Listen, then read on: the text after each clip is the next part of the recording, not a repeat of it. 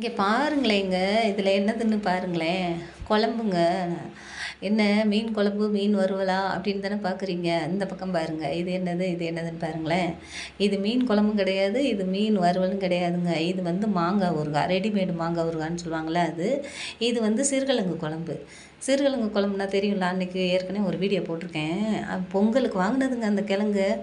அது இன்னும் இருந்தது. இன்னொரு 2, 3 வாரம் கழித்து செய்யலாம். இன்னும் கொஞ்சம் வச்சுருக்கேன்.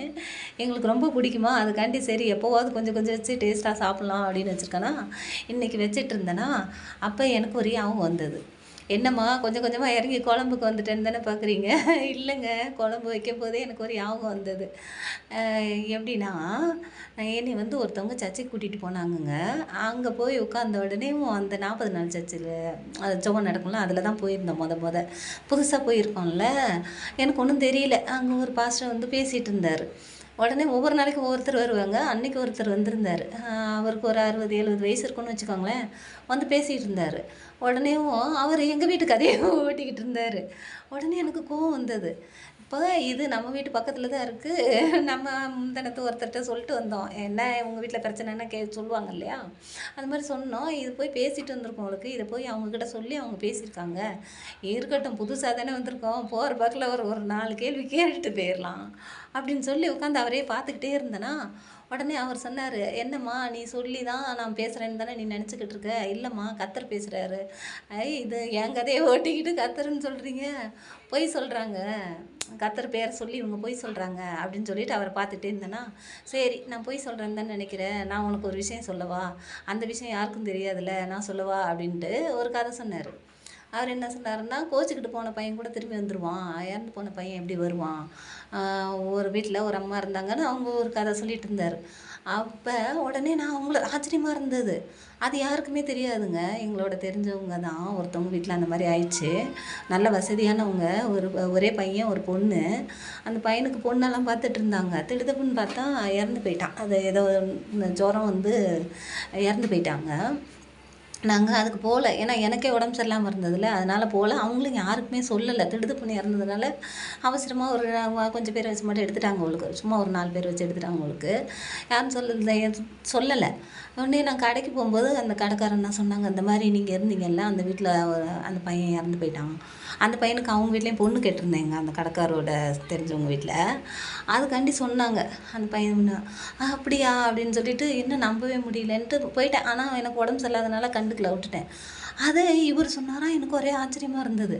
அப்போ இவருக்கு எப்படி தெரியும்? அப்போ கடவுள் தான் உண்மையிலே பேசுகிறாரா? கடவுள் இருக்காங்களா உலகத்தில்? கடவுள் இருந்தால் நமக்கு எப்படி இவ்வளோ கஷ்டம் வரும் அப்படின்னு சொல்லிட்டு அதை போய் என்னை சர்ச்சுக்கு கூட்டிகிட்டு போச்சுல, அவரை திட்டணும்னு நினச்சேன். ஆனால் பரவாயில்ல, நம்ம போய் பார்த்துட்டு வந்து இவர்கிட்ட பேசிக்கலாம் அப்படின்னு சொல்லிட்டு அதுக்கிட்ட போய் சொன்னேன்.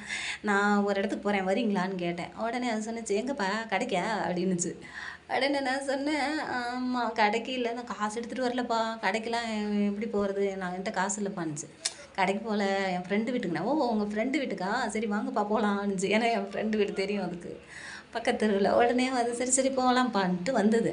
உடனே பேசிக்கிட்டே நடந்து போனோம் பாருங்க.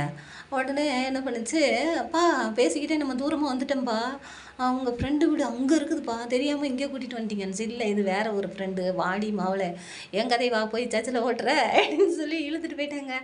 இழுத்துட்டு போனால் அவங்க வீட்டில் கதவு சாத்தி உள்ளே கூடி பூட்டு போட்டுட்டு கிரில் கட் பூட்டி இருந்தது. நான் போய் கதவு தட்டினேன்னா வந்தாங்க, அந்த அக்கா வந்தாங்க. வந்துட்டு என்ன என்ன விஷயம் அப்படின்னாங்க. என்னடா இது, நல்லா தானே பேசுவாங்க, இப்படி இருக்காங்க. சரி அவங்க வீட்டில் அந்த பையன் இறந்ததுக்கு வரலன்னு கோச்சிக்கிட்டாங்க அவங்களுக்கு அப்படின்ட்டு.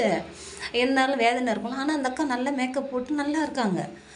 அதான் மங்களகரமாக இருப்பாங்கல்ல, அப்படி இருக்காங்க. எப்படி அப்படின்னு நினச்சிட்டு ஒரு சமயம் அந்த அண்ணன் வேறு யாரையாவது சொல்லி தப்பாக சொல்லிட்டாரோ அப்படின்னு சொல்லிட்டு கதவை திறந்துக்கானே. அதெல்லாம் திறக்க முடியாது, வந்த வேலையை சொல்லிவிட்டு அப்படியே போயிடு அப்படின்னாங்க.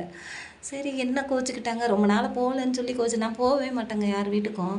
அதனால் கண்டா கோச்சிக்கிட்டாங்களோ, சரி பரவாயில்ல அப்படின்னா. உடனே அந்த அண்ணன் வந்து எட்டி பார்த்தாரா, பார்த்துட்டு வாங்கம்மா நான் அப்படின்னு கூப்பிட்டாங்க.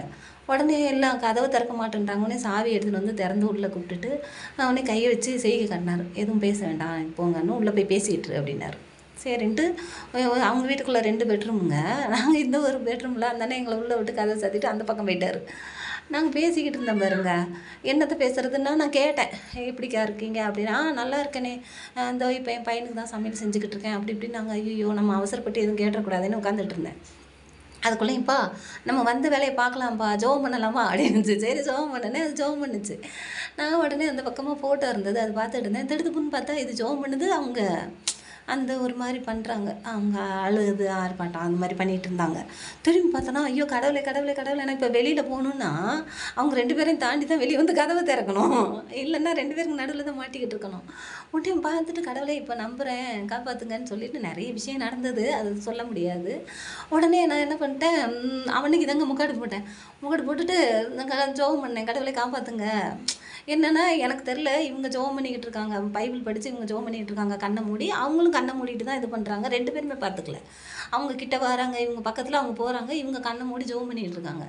உடனே சரி அப்படின்னு சொல்லிட்டு கடவுளே காப்பாற்றுங்கன்னா ஒரு சத்தம், போதும் நிறுத்து அப்படின்னு. அது நான் பயத்தில் கத்துனேன்னா, இல்லை இது ஜெபத்தில் கத்துச்சா, இல்லை அந்த அக்கா அது பண்ணிட்டு இருக்காங்கல்ல அதனால கத்துனாங்களான்னு தெரிலங்க. 3 பேருமே ஸ்டெப்பாக நின்றுட்டவங்க. நின்னவும் அந்த அண்ணன் ஓடி வந்து கதவை திறந்தாரு. என்னம்மானாரு, ஒன்றும் இல்லைண்ணா அப்படின்னு. சரிம்மா ஜூஸ் எல்லாம் கொடுங்கன்னே அந்த அக்கா கேட்குறாங்க, என்ன மதுரமா இப்போ தான் வந்தீங்களா, என்ன இவ்வளோ நாள் வரவே மாட்டீங்க வந்தீங்க அப்படி இப்படின்னு என்கிட்ட பேசுகிறாங்க. எனக்கும் ஒரு மாதிரி இருந்தது. அப்புறம் கேட்டேன், அப்புறம் சேர்ந்து பிடிச்சிட்டு அழுதாங்க. நாங்கள் வந்துட்டோங்க. அவங்க உடனே சொன்னாங்க, என்னங்க அவங்க பையன் கோச்சிட்டு போயிட்டாங்களா அப்படின்னாங்க. நான் என் பையன் கதையை சொன்னேன்னா அதை அவங்க நினச்சிக்கிட்டாங்க. உடனே வரும்போது சொன்னேன், இல்லைப்பா இந்த மாதிரி இறந்துட்டாங்கன்னா இது பாயே பேசலைங்க வந்துருச்சு. அதே எங்கள் பாப்பா கிட்ட சொன்னேன்னா, உடனே எங்கள் பாப்பா சொன்னிச்சு, எதுக்குமா அந்த விளையாட்டுத்தனம்லாம் பண்ணுற, ஏம்மா அவங்க மட்டும் தான் பேசுவாங்க, அவங்ககிட்டையும் போய் வம்பிழுத்துட்டு வந்துட்டியா, நீ சும்மாவே இருக்க மாட்டியா, உன் விளையாட்டுத்தனத்துக்கு அளவே இல்லையா அப்படின்னு கேட்டுச்சு.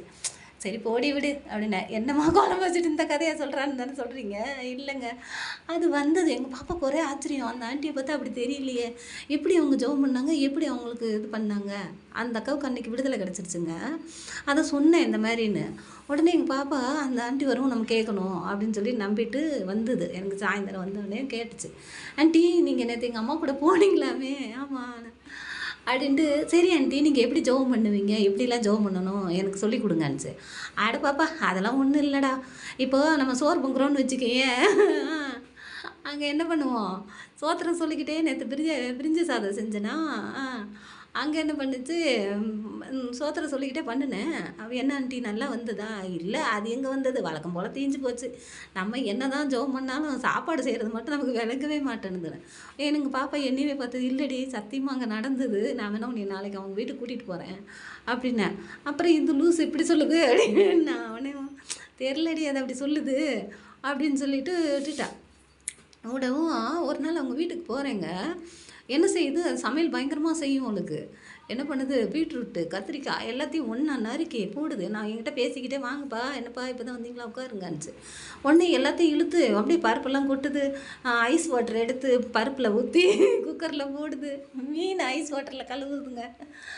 மீன் என்னன்னு கேட்குறேன், ஐஸ் வாட்டரில் கழுவுனா நல்லா இருக்கும்பான்னு ஃப்ரிட்ஜிலேருந்து எடுத்து எங்கள் வீட்டு ஃப்ரிட்ஜ் வேறு ரிப்பேராக போச்சுன்னு பக்கத்து வீட்டில் போய் டார்ச்சல் பண்ணி அங்கேருந்து ஒரு 4 பாட்டில் தண்ணி எடுத்துகிட்டு வந்து நான் மீனை வறுக்கிறதுக்காண்டி தண்ணியில் போடுதுங்க. ஐஸ் வாட்டரில் போட்டால் ஜில்லுன்னு இருக்குமா அப்படின்னு போடுது. உடனே சாம்பாருக்கு பீட்ரூட்லாம் நறுக்கி ஒரு குழம்பு வச்சுட்டு பாருங்கள், ஒரு குண்டா. நான் சொல்கிறேன், யாருக்கு நீங்கள் சச்சுக்காய் செஞ்சு கொடுங்க, ஏன்னா சச்சுக்கு சொந்தக்காரங்க தான் அவங்க, சச்சுக்காய் செஞ்சு கொடுக்க போகிறீங்க அப்படின்னு. உடனே அது என்ன சொல்லிச்சு, இல்லைப்பா எங்கள் வீட்டுக்கு தான்ப்பானுச்சு. உங்கள் வீட்டுக்கா ஆனால் நான் போகிறேன் அப்படின்னு கிளம்பி வந்துட்டேன். பீட்ரூட்டை போட்டு சாம்பார் வச்சுதுங்க, ரத்த கலரில் இருக்காது. எம்மாடி அப்படின்னு சொல்லிட்டு ஓடியான்ட்டேன். வந்துட்டு எங்கள் பாப்பாட்ட சொன்னேன், அந்த ஆண்டி வருவாங்க, நான் போய் ஜாக்கிக்கு போய் கால் வாங்கிட்டு கறி வாங்கிட்டு வரேன், அவங்க வந்தாங்கன்னா ஏதாவது கொடுத்தா வாங்காதீங்க அப்படின்ட்டு போயிட்டேன். அதே மாதிரி ஒரு தூக்கு நிறைய குழம்பு தூக்கிட்டு வந்துருச்சுங்க. வரவும் வாசனை கம்மன்னு இருக்குது, பார்த்தா பயமாக இருக்குது, வாயில் வைக்க முடியல. உடனே இதை எப்படி கோர்த்து விடலான்னு சொல்லிட்டு, ஏன்ப்பா இங்கே தான் கொடுப்பீங்களா, போய் சர்ச்சில் எல்லாம் கொடுக்க மாட்டிங்களான்னு கேட்டேன். ஏன்ப்பா நல்லா இருக்கா, சூப்பராக இருக்குது, கொண்டு போய் கொடுங்க அப்படின்னு. அங்கே கொண்டு போய் கொடுத்துட்டு திட்டு வாங்கிட்டு வந்ததுன்னு வச்சுக்கோங்களேன். அவங்க மாமியார்கிட்ட போய் வாங்கிட்டு வந்தது. உடனே அது வந்து சொன்னிச்சேப்பா, நீங்கள் சாம்பார் நல்லா இருக்குன்னு தானேப்பா சொன்னீங்க. ஆமாம் எங்கள் மாமி என்னை அடிக்கிறதுக்கு வருதுப்பா அப்படின்னுச்சு. அந்த மாதிரி பயங்கரமாக செஞ்சதுங்க. அதான் எனக்கு இந்த குழம்பு வைக்கும்போது அந்த யாவும் வந்ததா பாருங்களேன். தான் என்ன செய்கிறோன்னு கூட தெரியாமல் கத்தர் அங்கே கிரியை செஞ்சார். இப்போ சொன்னால் கூட யாரும் நம்ப மாட்டாங்க இல்லையா. அவங்க பெரிய விஷயம்லாம் நடந்தது. அந்த அக்காவுக்கு விடுதலை வந்துருச்சு, அவங்க எல்லாருக்கூடையும் பேச ஆரம்பிச்சிட்டாங்க, இப்போ நல்லா இருக்காங்க. ஆனா, அவங்களுக்கு தெரியல பாருங்களேன். குழம்புல இருக்கிறது அங்க என்ன ஜெபம் பண்றோம், என்ன பண்றோன்னே தெரியல. கடைசி வரைக்கும் நான் சொன்னேன், "அப்படியாப்பா நடந்ததுன்னு?" கேட்குது. அதாங்க கர்த்தரோட கிரிய. நம்ம ஆஹா, ஓஹோன்னு அப்படி இப்படின்னுவோம். ஆனா ஒண்ணும் நடக்காது. ஆனா பாருங்களேன், அது தன்ன அறியாமலே அவங்களுக்கு ஒரு விடுதலை வாங்கி குடுத்தது பாருங்க. கர்த்தரு புழுதியில இருக்கிறவன தூக்கி உயரத்துல வைப்பாராம். யாருகிட்ட வேணாலும் இருப்பாரு கர்த்தர். இவரு இவ்ளோ பெரிய தேவ மனுஷன் இவர்கிட்ட தான் இருப்பாரு. ஐயோ! இவங்க கிட்ட இருக்க மாட்டார்லாம் இல்லங்க. பாலகர் வாயிலேயும் தூதி உண்டாக்குவேன்னு சொல்லுவார் பார்த்தீங்களா? அப்படிதாங்க. கடவுள் எப்ப, எங்க கூப்பிட்டாலும், எந்த இடத்துல வேணாலும் வருவாரு. நம்மகிட்ட இவ்வளோ பலனா, நம்மகிட்ட ஒண்ணுமே இல்ல அப்படிலாம் இல்லங்க. அவர் நெனச்சா என்ன கல்லுல கூட பிள்ளை உண்டாக்குவாராம். சொல்லுவாருல்ல, ஆபிரகாமுக்கு பிள்ளை உண்டாக்குவேன் கல்லுல கூடன்னு சொல்லுவாங்க பார்த்தீங்களா? அதுதான் எனக்கு இந்த குழம்பு வைக்கும்போது அவங்க ஞாபகம் வந்தது. இந்த மாரி உங்களுக்கு ஏதாவது ஞாபகம் வந்ததா? பாய்.